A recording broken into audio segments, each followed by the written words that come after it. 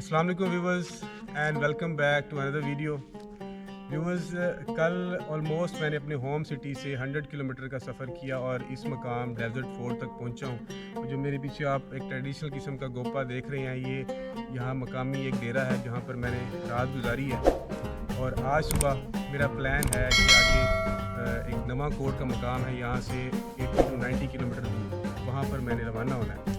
और आज का मेरा सफ़र जो है बहुत ही इंटरेस्टिंग होने वाला है। उसकी वजह ये है कि मैं अपनी पिछली वीडियोस में साथ इसमें कोई गाइड कैरी करता हूँ या कोई हेल्पर कैरी करता हूँ जो मुझे रास्ता गाइड करता है, लेकिन इस बार मैं बिल्कुल अकेला सफ़र करने वाला हूँ। 80 to 90 किलोमीटर अकेला सफ़र करने वाला हूँ और मेरे साथ कोई गाइड कोई हेल्पर नहीं होगा। और जिस मकाम पर मैं जा रहा हूँ उसके करीब 25-30 किलोमीटर की दूरी पर बॉर्डर और साथ जैसलमेर और राजस्थान का इलाका है। जो लोग मुझे इन इलाकों से देख रहे हैं या इंडिया से देख रहे हैं वो ज़रूर कमेंट में बताएंगे कि वो किन इलाकों से हैं। तो आइए अपने सफ़र को रवाना होते हैं और देखते हैं रास्ते में और वहाँ रात हमारे साथ कौन से इवेंट्स पेश आते हैं।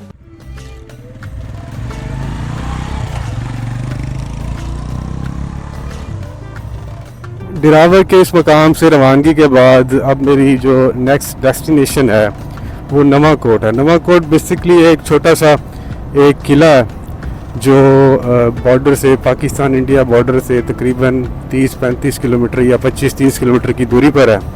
और जैसा कि मैंने आपको पहले बताया है कि मैं ये जो ट्रैवल है वो अकेले ही कर रहा हूँ और मेरे साथ कोई गाइड नहीं है। लेकिन रास्ते में मैं लोकल्स की या जो कोई वहाँ पे पैसेंजर्स होंगे, मुसाफिर होंगे, उनसे हेल्प लूँगा, गाइड लूँगा।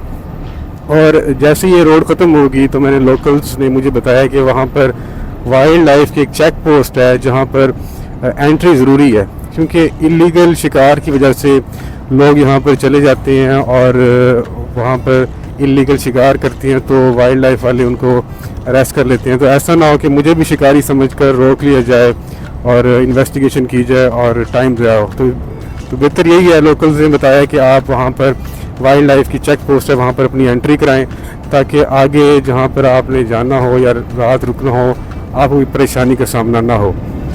तो अभी जैसे ही रोड ख़त्म होगी एक चेक पोस्ट आएगी, वहाँ पर मैं अपनी एंट्री कराऊंगा।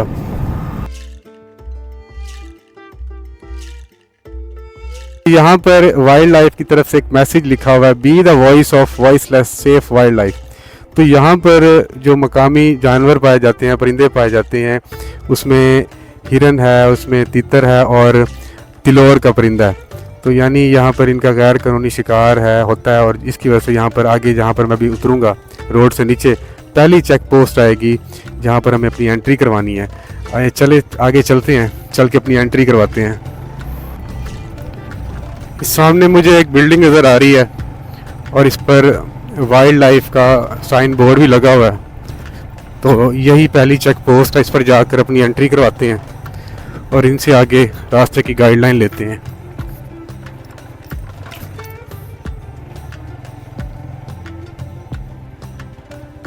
अस्सलाम वालेकुम।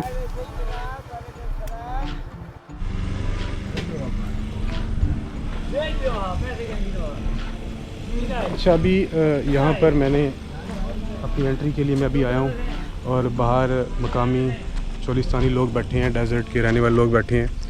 तो उन्होंने बताया कि ये भाई अभी कहीं काम गए हुए हैं। तो मैंने उनसे जो वाइल्ड लाइफ का जो भी नुमाइंदा है, जो एम्प्लॉय है, उनका नंबर लिया और फ़ोन पर उनसे बात हुई है, यानी फ़ोन पर मेरी एंट्री हो गई है और उन्होंने मुझे आगे जाने के लिए अलाउ कर दिया है।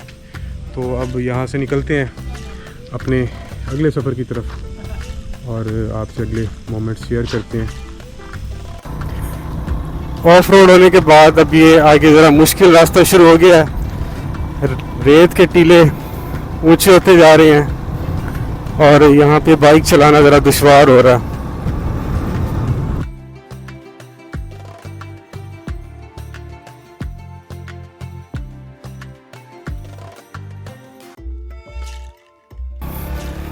चोलिस्तान के मकामी लोग देखिए कैसे यहाँ पर ज़िंदगी गुजार रहे हैं, छोटे बच्चे भी घूम फिर रहे हैं।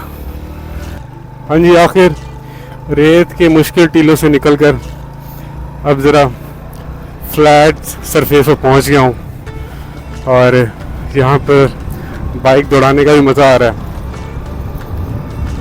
और मेरे दाएं बाएं दोनों तरफ बियाबान सारा।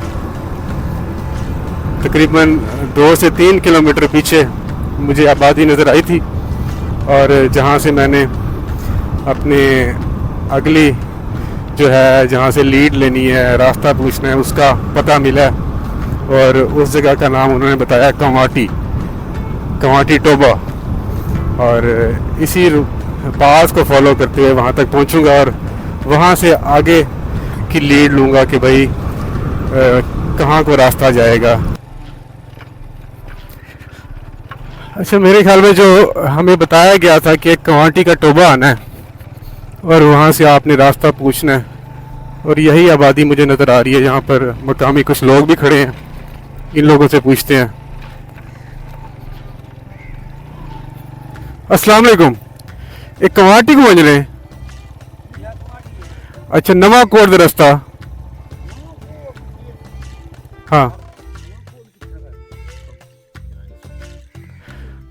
तो सर रास्ता गाइड करो सो ना।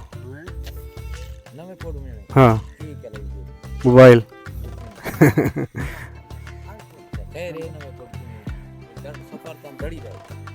अच्छा, सारा ड्राइवर।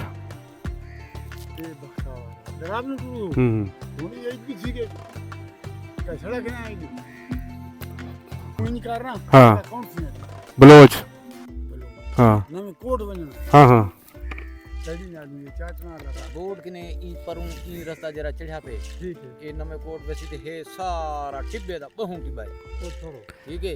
तो तू सीधा इमे वैसे ना ऑटो फाकड़े ही बोर्ड दे परले पासों, ठीक। तो बेदी ही भार दे विच लेने टिब्बे ए इमे सीधी अगुली हां ई जेरम वलेन वो ना घिन से सीधी ली, सीधा रास्ता सीधी ली वैसी ना इमे वो सीधी लू घिन सो कोई है पंदा मसे तो भाव पुसा दला, ठीक ठीक है। उतम पुसा दल टोफे दे वशो ली हां ई जेरा फिरन ओ नी घिना जेरा ई उते चढ़न ओ नी घिना जेरी इमे सीधी वने भी, ठीक सीधा रास्ता। ओ किंदे सो पुसा दल टोफे दे पहुंच बेसो पुसा दल टोफे किने उना को केसो साकू चुसमे दा रास्ता लाओ जा की में दलाओ, ठीक। उतुन ली निस्ती पे सीधी की में ला टोफे चुसमे दे भी चुसमे दे खंभा खड़े इटारी नारला, ठीक। खंभे किने सीधी ली निस्ती पे जले की में ला टोफे दे पहुंच बेसो ना ओ ताकू थू रोड आवे सी। अच्छा, जैसे मुझे बताया गया था कि भाई इस रास्ते को फॉलो करते हुए आबादी आएगी और उस आबादी के बिल्कुल सामने आपको टावर नज़र आएगा, टेलीकॉम का टावर। वो मुझे दूर नज़र आ रहा है, वो वहाँ पे, लेकिन आपको नहीं नज़र आएगा। करीब चल के दिखाता हूँ, इसका मतलब है मैं सही ट्रैक पर हूँ। और रास्ते में मुझे ये ऊँट नज़र आए हैं, सहराई जहाज़, तो सोचा है क्यों ना इनको ज़रा देखा जाए। और ये टोबा, ये देखिए, चोलिस्तान में वाहिद जो सोर्स ऑफ वाटर होता है जानवरों के लिए, यही टोबे होते हैं जो बारिशों के बाद पानी से भर जाते हैं। आए देखते हैं, अगर कोई हमें बंदा मिलता है तो उससे पूछते हैं कि भाई अगला जो रास्ता है वो किधर है, वो ट्रैक। कोई सैकड़ों की तादाद में ऊँट है यहाँ पर, ये ऊँटों के चरवाहे हैं, इनसे चल के बात करते हैं। क्योंकि यहाँ की मकामी ज़बान जो सराइकी है, ये लोग उर्दू नहीं समझते, तो मुझे इनकी मकामी ज़बान में बात करनी पड़ेगी। अस्सलाम वालेकुम भाई, क्या हाल है? ठीक है। अच्छा, एक कीमा की तरफ बजने कितना? अच्छा, फट्टे वाला रास्ता, ठीक है। उतना आबादी है वो समझने नवा कोट तो पूछने रास्ता कुदा है। चलो, तो ये वो रास्ता है जो अगला जो है कीमा टोबा जिसका नाम है, वहाँ तक पहुँचेगा और उसके बाद फिर हम आगे रास्ता पूछेंगे।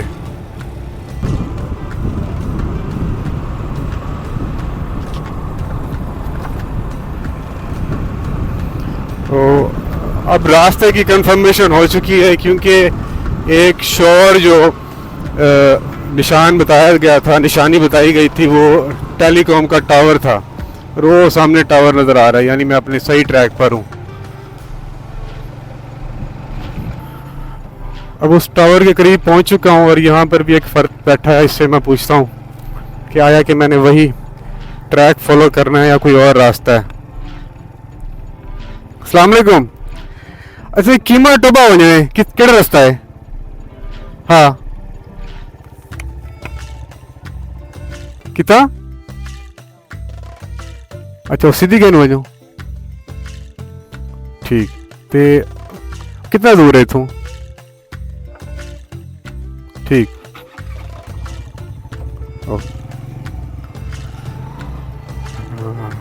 अगर मैं इससे ना पूछता रास्ता तो और मैंने वही फ्लैट ट्रैक फॉलो किए रखना था और पता नहीं कहाँ जा पहुँचता।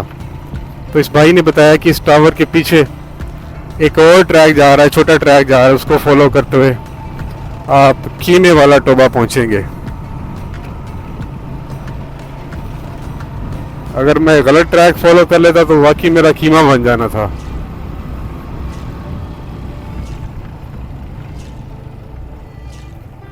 ये आ गया मेरे ख्याल में, ये वाला ट्रैक है। हाँ जी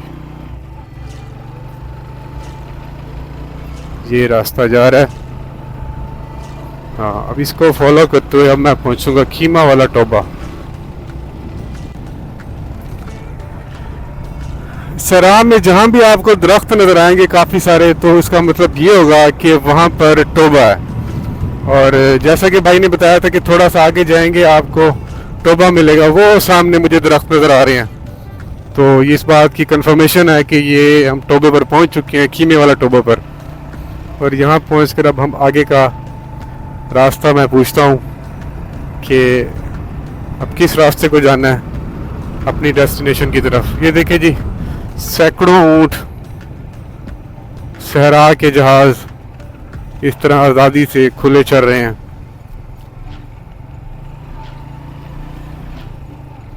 यहाँ पर होप्स हो कि कोई चरवाहा नज़र आ जाए, उससे पूछता हूँ। बिल्कुल और टोबे के ऊपर एक फ़र्द खड़ा है, उससे जाके मैं पूछता हूँ।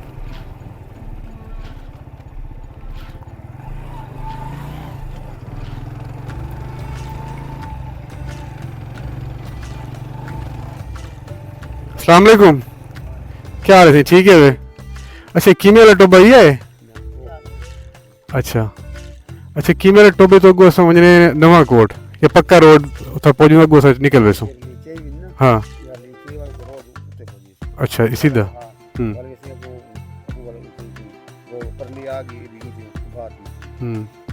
ना पक्की रोड ते चढ़ वैसो तो बाद कितना आगू है?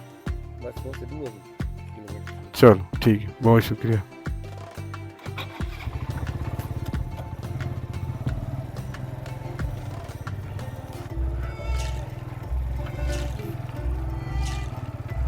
क्योंकि चोलिस्तानी लोग उर्दू को नहीं समझते और मुझे सराइकी ज़बान जो है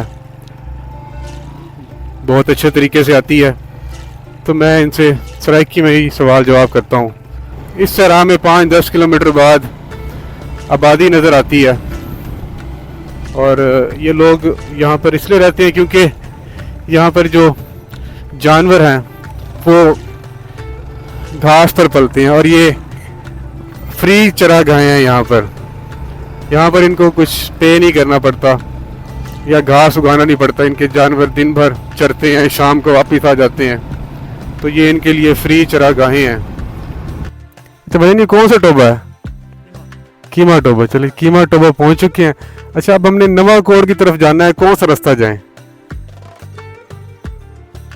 कौन सा रास्ता जाए नवाकोट की तरफ? अच्छा ये सीधा रास्ता, बिल्कुल सीधा ट्रैक। चलो ठीक है जी, बहुत शुक्रिया आपका।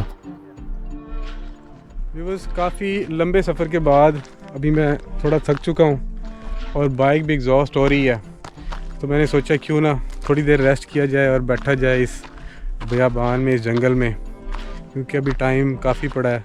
अभी 1 बज रहा है और मुझे उम्मीद है कि मैं 1-1.5 घंटे तक पहुंच जाऊंगा अपनी मंजिल तक। तो सोचा क्यों ना थोड़ी देर यहाँ पर रेस्ट किया जाए और ताकि बाइक भी ठंडी हो जाए और मैं भी थोड़ा ना इजी हो जाऊँ। उसके बाद यहाँ से रवाना होते हैं आगे।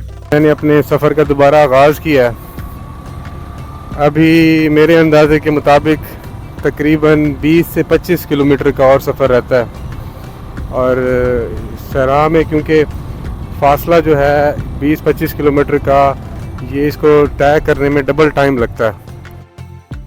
आखिरकार इस सराह में मुझे नवा कोट का एक साइन बोर्ड मिल गया और ये बता रहा है कि नवा कोट यहाँ से तकरीबन 30 किलोमीटर की दूरी पर है और मुझे ये 30 किलोमीटर यहाँ सराह में कवर करते ऑलमोस्ट 1 घंटा लग जाएगा।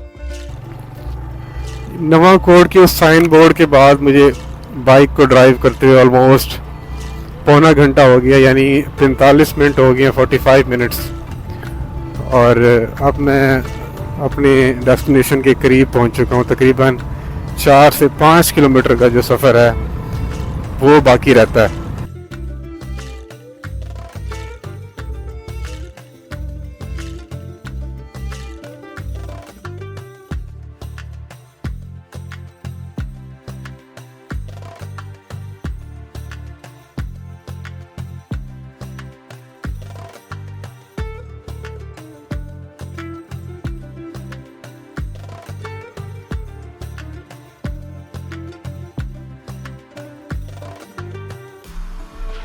और फाइनली मैं नवा कोट के मकाम पर पहुंच चुका हूं और यहाँ पर एक दरबार भी है और उसके बिल्कुल अकब में ये मेरे सामने देख सकते हैं आप, ये एक किला जो ऑलमोस्ट मस्मार हो चुका है, ज़मीन बोस हो चुका है। ये देखें।